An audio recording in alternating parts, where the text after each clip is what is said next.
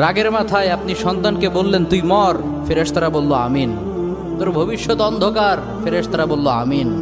রেগে মেগে আপনি আপনার মেয়েকে বললেন জীবনেও তোর কপালে স্বামীর ভাত জুটবে না, ফেরেশতারা আবারও বলল আমিন। আচ্ছা, আপনি না সেই ব্যক্তি যে তার নিজের জীবনের চাইতেও সন্তানকে বেশি ভালোবাসেন? আপনি না সেই ব্যক্তি যে তার সন্তানের জন্য হাসতে হাসতে নিজের জীবনটাও দিয়ে দিতে পারেন? আপনি না সেই ব্যক্তি যে আল্লাহর কাছে নিজের চাইতেও সন্তানের জন্য বেশি দোয়া করে? তাহলে কি করে নিজের হাতে নিজের সন্তানের এত বড় ক্ষতি করতে পারলেন? Doesn't make any sense. Common sense বলতে কিচ্ছু নাই আপনাদের?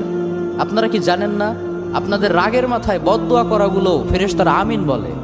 দাওয়াতুল ওয়ালিদ আলা ওয়ালাদি, বাবা মা তার সন্তানের জন্য যেই দোয়া করে সেটা ভালো হোক কিংবা বদদোয়া হোক, আল্লাহ সেটাই কবুল করে নেয়। এজন্য খবরদার, নেভার কার্স ইউর চিলড্রেন।